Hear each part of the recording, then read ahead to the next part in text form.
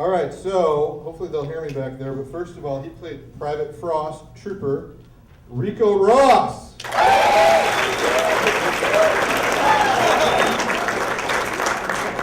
Private Drake, the smart gun operator Mark Rolstson. He played Private First Class Vasquez, smart gun operator Jenette Goldstein.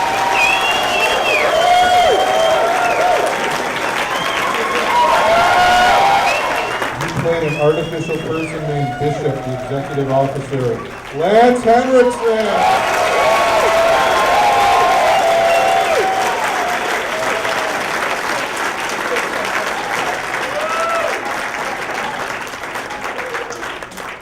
And he played Corporal Dwayne Hicks, B-team leader, Michael Biehn.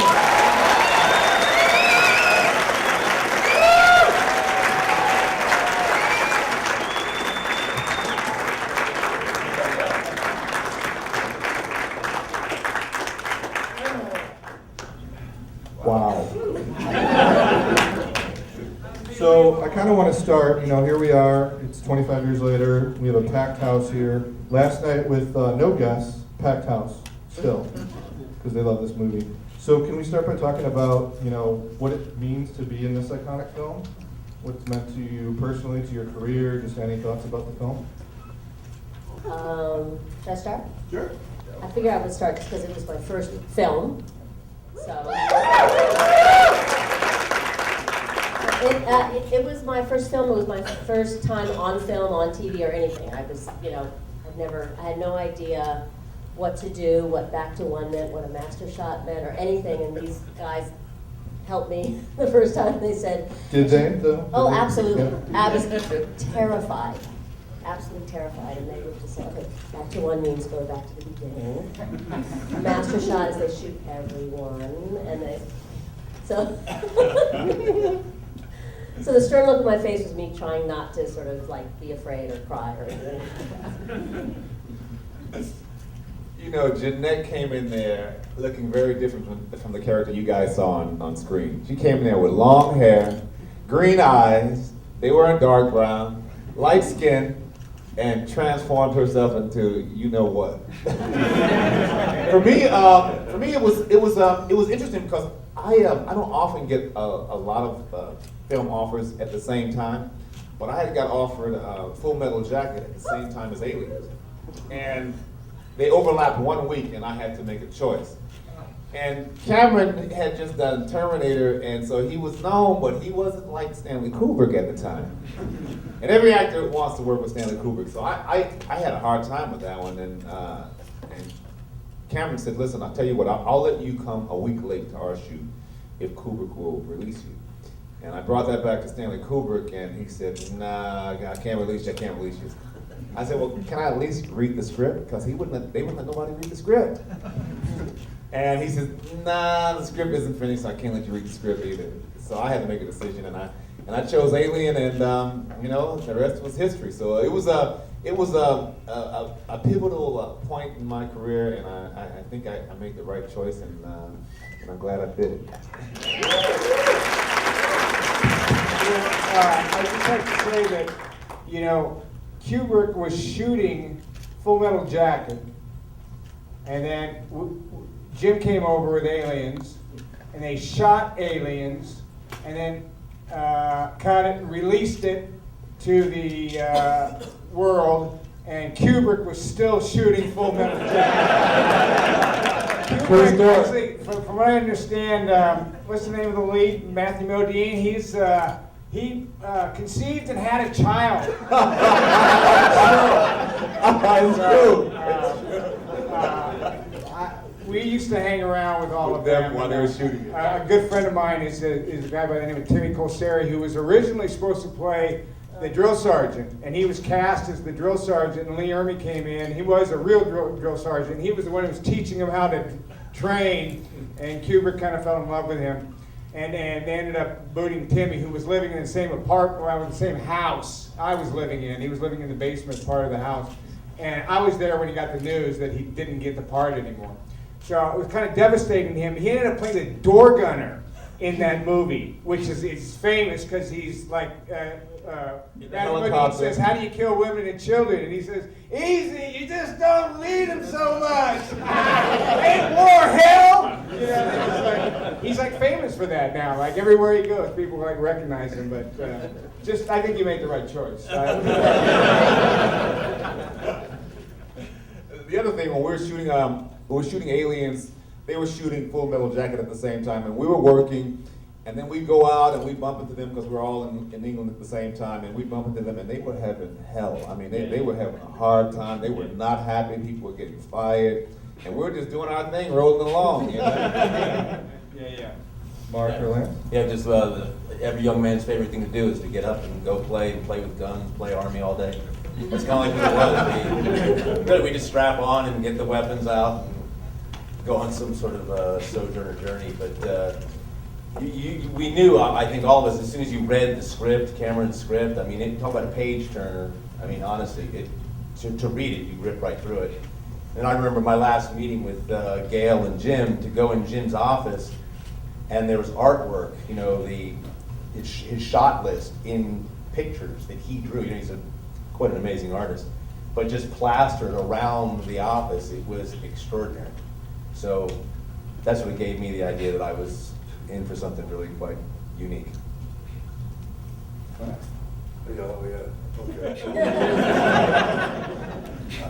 I was just reminiscing. You get these two guys. They were like using me as a training object, chasing me through the ship. Didn't know what was going to happen if they caught me, but anyway. No, we had a great time. Their memories of it is so different than mine. I was kind of in a trance. I think I brought my first wife over there with me, so I was under her thumb a little bit, and I was playing like a guy who was 12 years old, so it was just fine. So my memory of it is so different. I didn't even know about Kubrick, you know, those guys. You know, I mean, we partied with them a little bit, right? Yeah, a little bit. I remember that. I vaguely remember that. We were all in Chelsea together, and it was this beautiful I didn't even know bridge. you were married, man.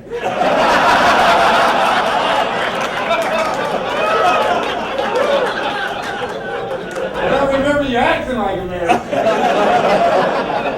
Are you videotaping that?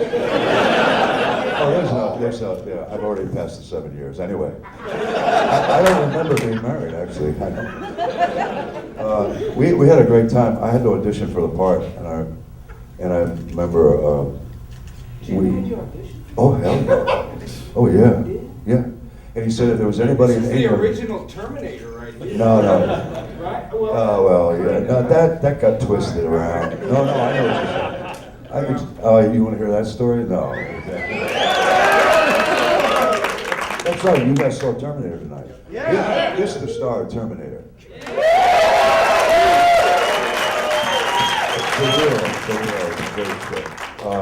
There is a good story in this thing. I want to compare it to something. Jean-Claude Van Damme got the lead in Predator, right? And he was running around town apparently telling everybody, I'm doing the Predator, I'm going to be the Predator. And then he found out he'd have to be in a rubber suit the whole time. So he backed out, right? And the reason I'm bringing that up is if you call a movie Predator, you think you've got this giant role. And Arnold, it was the Terminator, but that wasn't the giant part of the movie, it was part of it.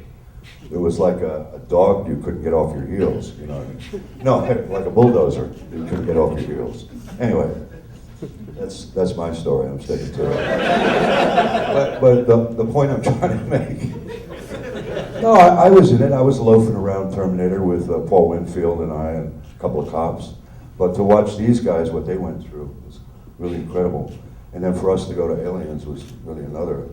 I'd always heard, maybe this isn't true, maybe this is an urban legend, but I had always heard that Jim, when he originally thought of the Terminator, always thought of Lance Turner. I mean Lance.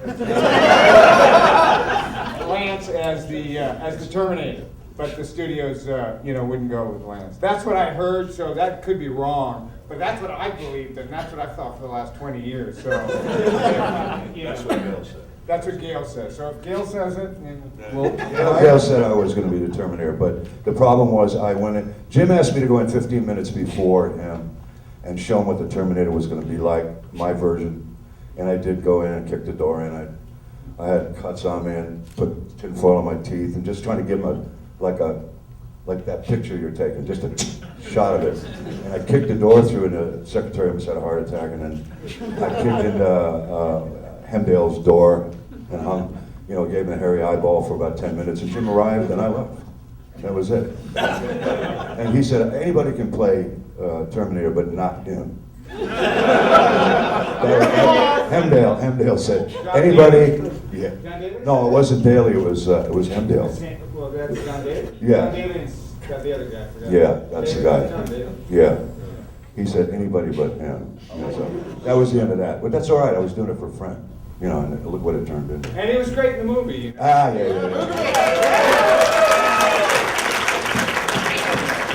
Surprised that Jim had you audition for Aliens. I'd never heard that. I didn't know that. There was a law in England. There was a law that said, you can hear me without this, can you? Right, yeah. There was a law in England that anybody for any of the American roles had to be seen who could possibly play the role. And Jim actually said to me, if I found somebody better for that role, I would have done it. I wouldn't have got it. That's all right, that's fair. not possible, though. Yeah.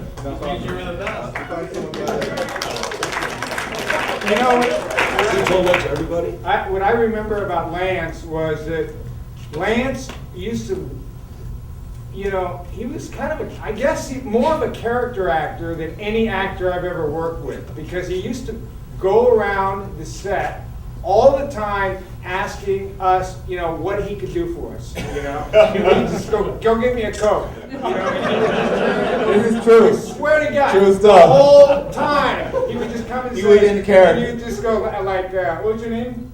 Bishop. Bishop, yeah. That sandwich from past service. Hurry up, bitch! Walk off and go get us a sandwich. I mean, through the entire movie, he was our. Hey, I got a question for you guys. Who was cast to play the original Hudson? James Remar. Bam! Now, that's a story, Mike. It's a very learned. Yeah. That's a story, Mike. The story for me was I got a call on a Friday night from Dale saying, "How's your passport? Is that in order?" Yeah. And Monday morning I was on the set shooting, and I didn't have to go through any of that bullshit, because Jim probably would have had me read for it too. And I didn't have to go through that bullshit training that they had to do. I just landed in, roll cameras, let's go, man. It was great. It was a great time. Great time. I mean, James Remar, we had shot 2 weeks of the movie before he arrived. And James Remar had a different kind of Hudson. And because he was the first, and we had kind of like the cast had kind of gotten used to each other. We had that camaraderie thing going, and all of a sudden he was out, and here comes a newcomer, and I was like, damn. It's like that, huh? And then Mike came in there, and Mike was playing his thing, and his thing was just like completely, he went the other way with it. And I was like, okay. And next thing you know, it was on and cracking, and I was like, all right, I'm sold. Hey, I got a good story for you. When I got coming into London, Jim had called me about a month earlier and said, I don't know how to introduce Bishop, so let's try the knife thing. We're going to do the, remember when you were a kid, you played the knife thing? And I said, oh yeah, I got that.